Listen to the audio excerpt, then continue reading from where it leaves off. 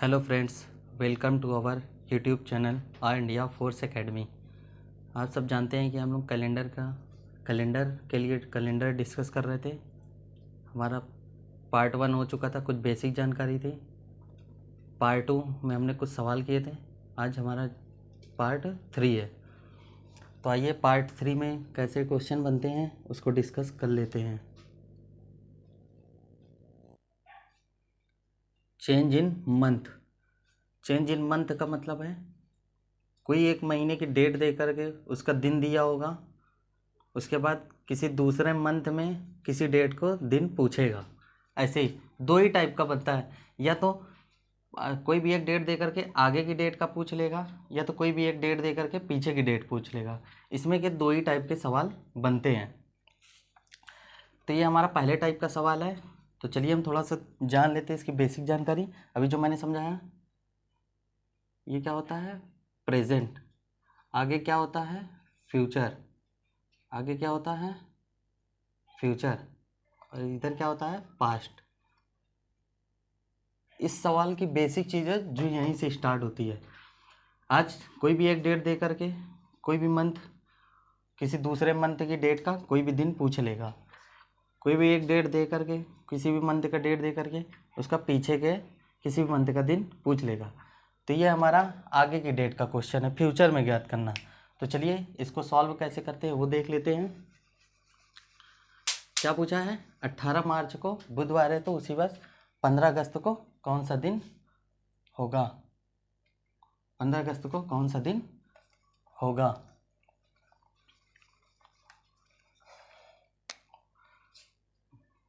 मार्च, अप्रैल,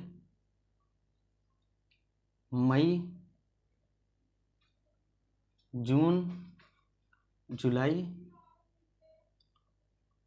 अगस्त।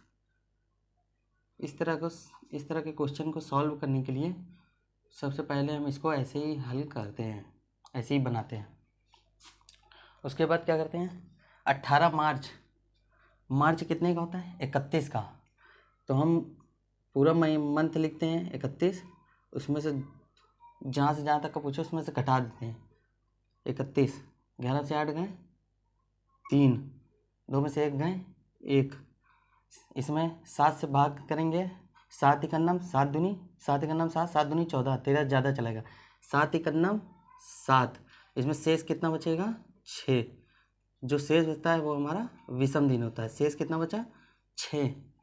मार्च, अप्रैल में 2, मई में 3, जून में 2, जुलाई में 3 विषम दिन। ये जो शेष बचा है ये हमारा विषम दिन ही है। अगस्त, कितने अगस्त तक का पूछा है? 15 अगस्त तक का। तो 15 अगस्त में 15 अगस्त 7 दूनी 14, शेष कितना बचा?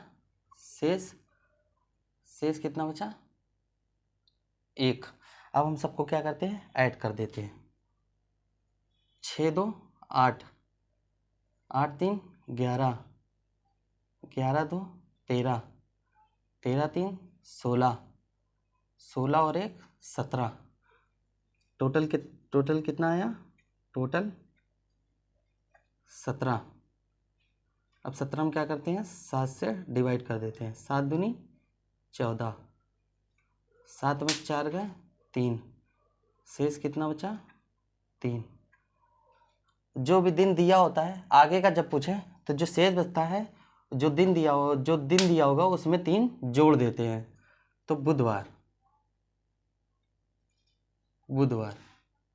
में 3 ऐड कर देते हैं। 3 ऐड करेंगे। बुधवार, गुरुवार, शुक्रवार, शनिवार। तो बुधवार में 3 दिन जोड़ेंगे तो क्या मिलेगा? शनिवार।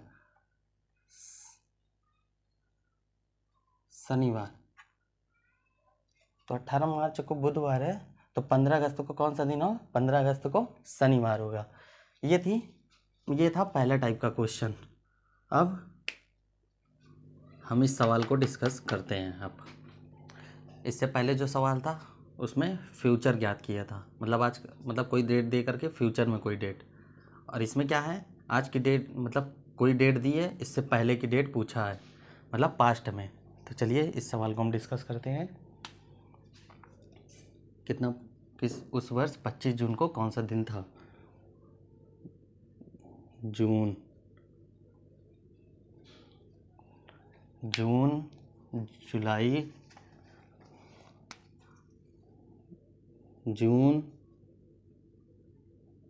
जुलाई,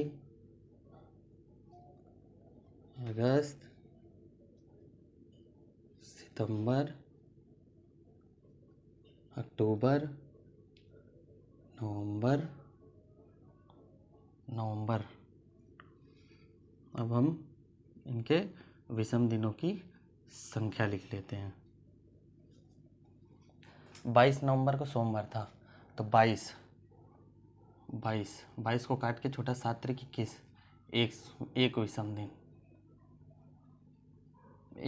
दिन। जून में 25 जून, तो जून 30 का होता है। 30 में से 25 घटा के कितना आया? 5। इसमें 5 विषम दिन। जुलाई में 3 विषम दिन, अगस्त में 3, सितंबर में 2, अक्टूबर में 3। अब इन सबको हम ऐड कर लेते हैं। 5 3 8, 8 3 11, 11 2 13, 13 3 16, 16 और 1 17। टोटल कितना आया? टोटल 17। 17 में क्या करेंगे? भाग दे देंगे।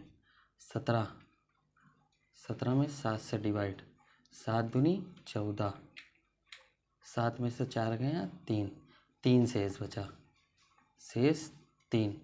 क्या पूछा है? 25 नवंबर, मतलब कोई डेट दे करके हमसे पीछे की पूछा है, तो हम क्या करेंगे? 25 नवंबर को सोमवार पीछे की पूछा है, तो हाँ ये 3 शेष बचा है, तो सोमवार में से 3 घटा देंगे।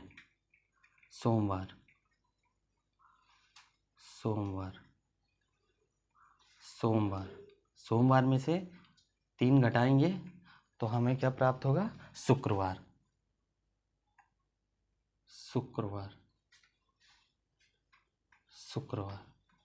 ये था दूसरे, मतलब चेंज इन मंथ का दूसरे टाइप का क्वेश्चन।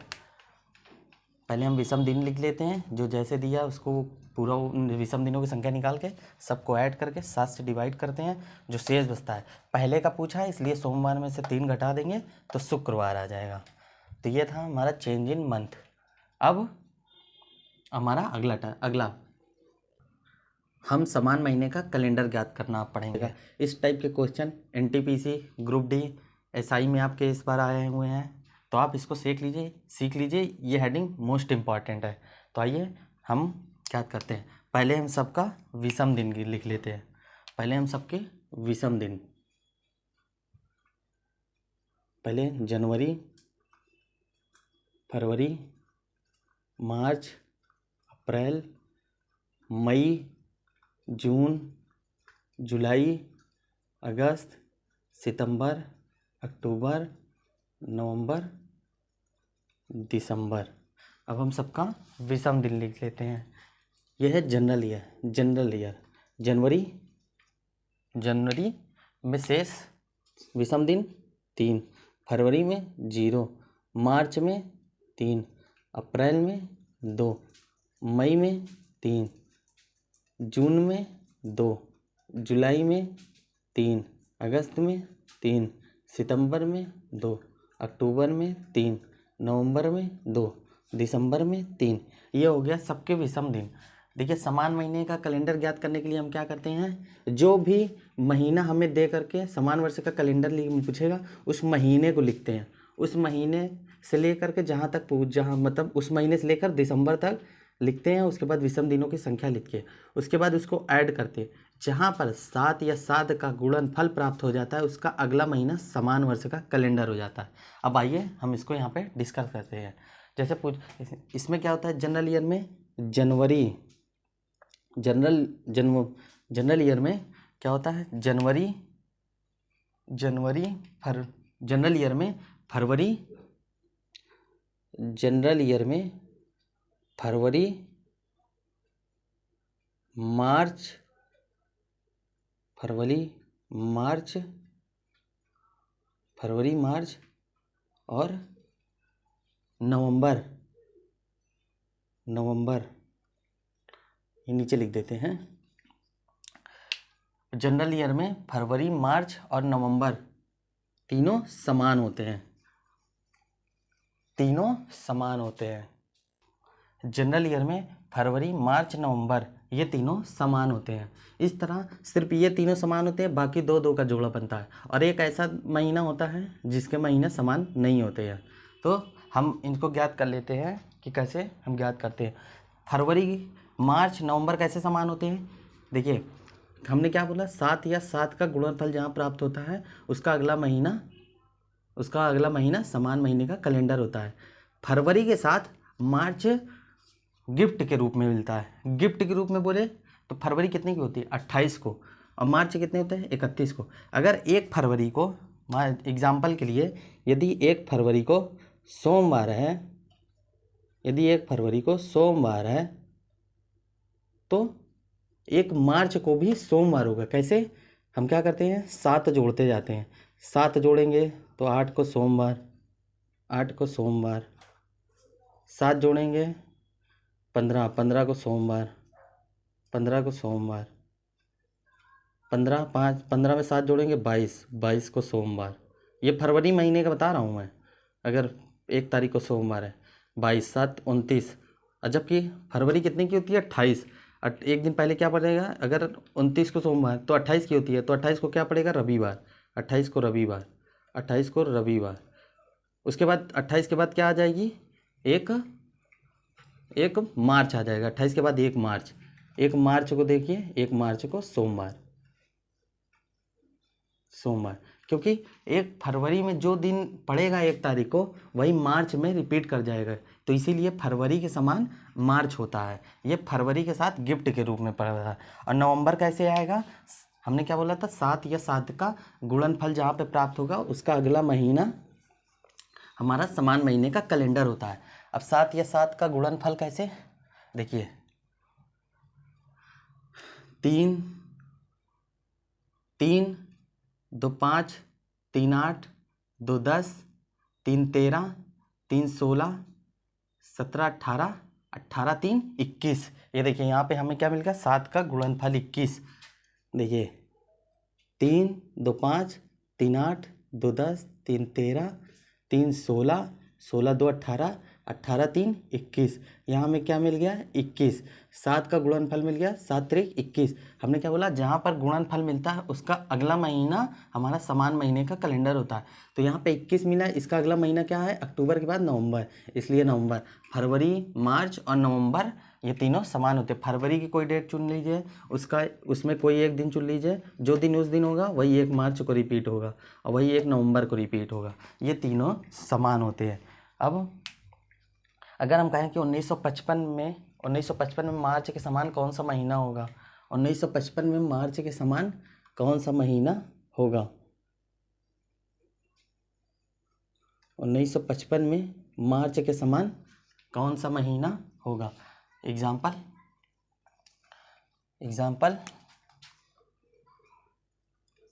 कहेगा, कोई भी जनरल ईयर देगा, 1955 क्या है, जनरल ईयर, कहेगा 1955 में मार्च के समान कौन सा महीना होगा। तो हमने क्या बताया था, फरवरी मार्च और नवंबर तीनों समान होते हैं।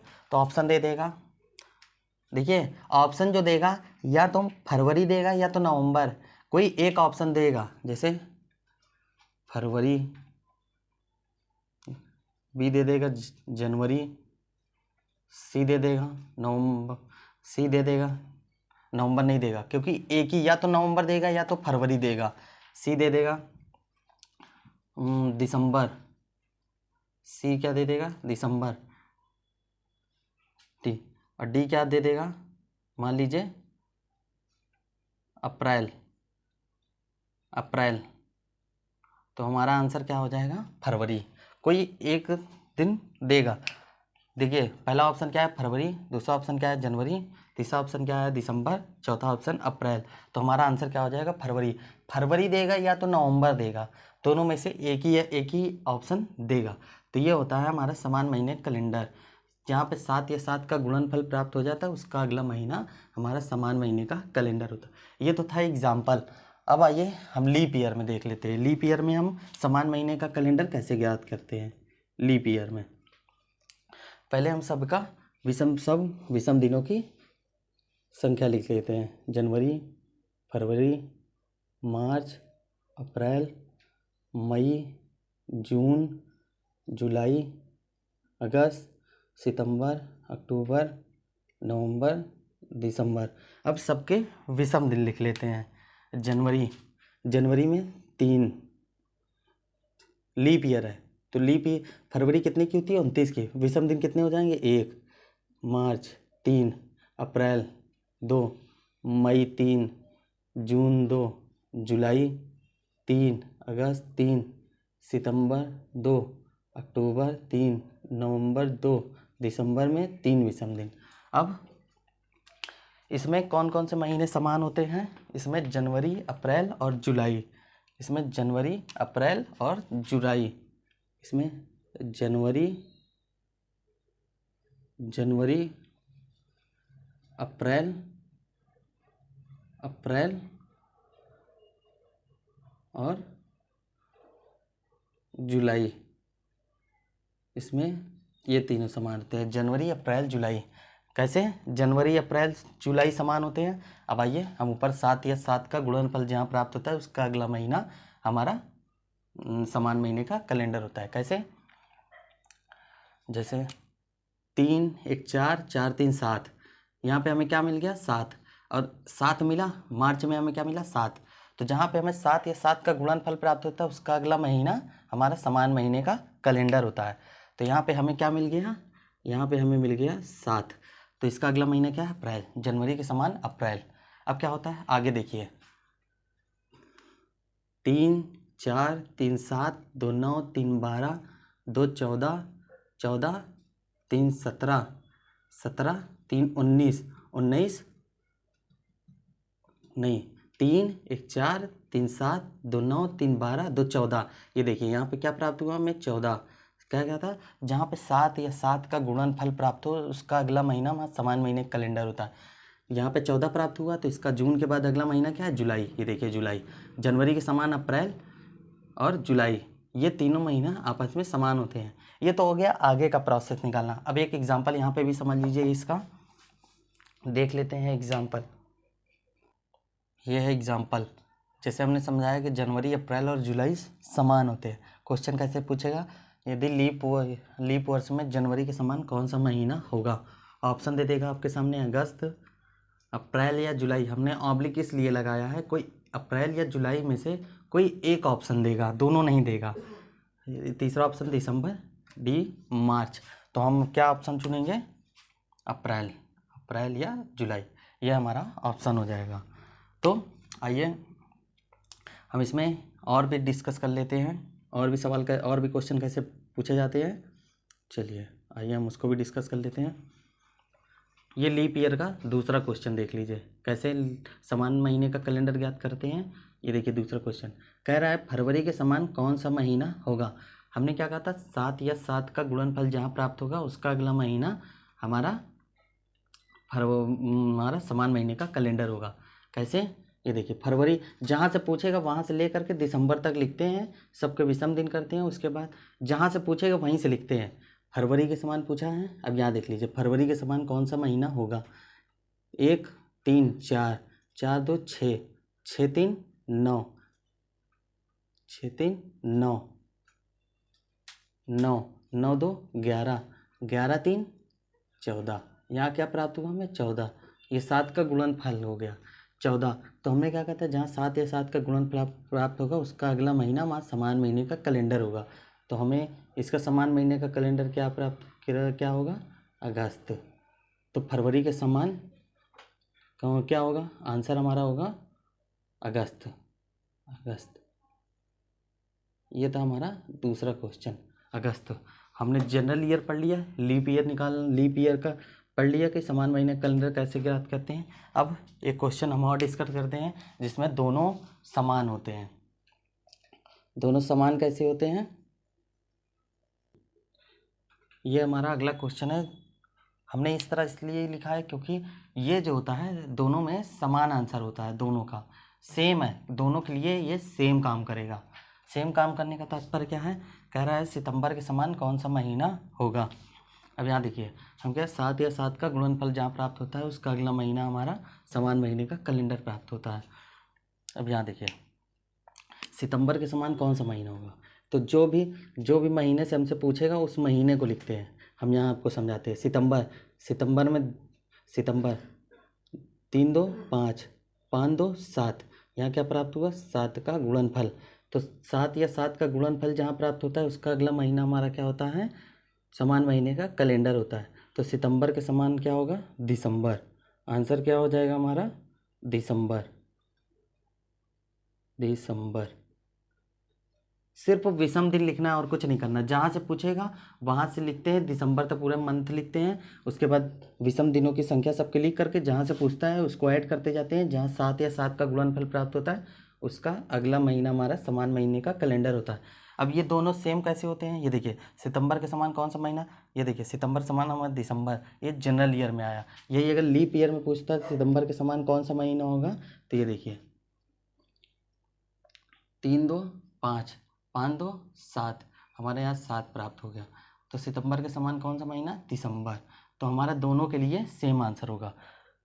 ये था क्वेश्चन। हमने आपको क्वेश्चन के माध्यम से आपको समझा दिया कि समान महीने का कैलेंडर कैसे ज्ञात किया जाए। ये तो था आगे का निकालना। तो क्या पीछे का नहीं पूछ सकता है पीछे का। तो आइए हम डिस्कस करते हैं कि पीछे का कैसे समान महीने का कैलेंडर ज्ञात किया जाता है। पीछे का कैसे समान महीने का कैलेंडर हम ज्ञात करते हैं। अब ये देखिए, ये क्वेश्चन जो हमने अब इससे पहले कराया था वही है। सितंबर के समान क्या होता है, दिसंबर। अगर सितंबर के समान दिसंबर होता है तो ये हम आगे मतलब आगे का निकाला, आगे जा कर के। तो क्या बात का दे करके पीछे का नहीं पूछ सकता। अगर सितंबर के समान दिसंबर होता है तो दिसंबर के समान सितंबर नहीं होना चाहिए। तो आइए हम पीछे से कैसे निकालते हैं उसको डिस्कस करते हैं। सितंबर, अक्टूबर, नवंबर, दिसंबर, सबके विषम दिनों की संख्या। सितंबर में 2, सितंबर, अक्टूबर, नवंबर, दिसंबर, ये था विषम दिनों की संख्या। तो हम दिसंबर के समान पूछेगा, क्वेश्चन क्या पूछेगा, यहाँ पे क्वेश्चन लिख के समझा देते हैं। दिसंबर के समान कौन सा महीना होगा, दिसंबर के समान कौन सा महीना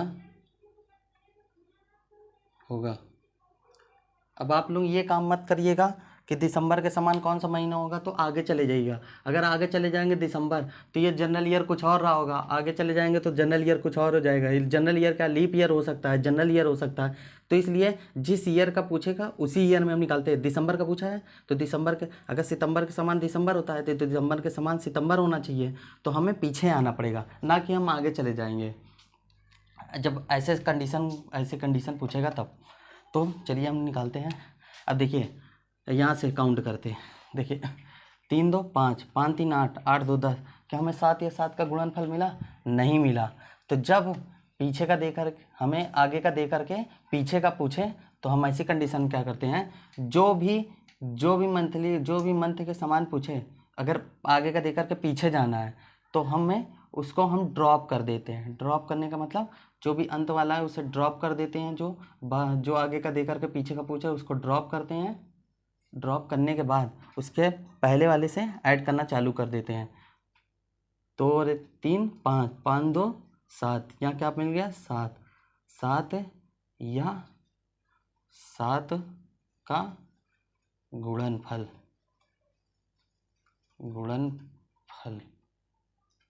7 या 7 का गुणनफल, 7 या 7 का गुणनफल प्राप्त हो जाए वो हमारा समान महीने का कैलेंडर होता है। हमने दोनों तरीके से पढ़ लिया। आज मतलब कोई भी मंथ दे करके आगे का समान महीने का कैलेंडर ज्ञात करना, बाद का दे करके पीछे का ज्ञात करना। तो ये था आज के लिए इतना ही। ये हमारा पार्ट 3 था। पार्ट 4 जल्दी ही अपलोड कर दिया जाएगा। हमारा वीडियो अगर पसंद आया हो तो लाइक शेयर सब्सक्राइब ज़रूर करिए। Thank you. जय हिंद।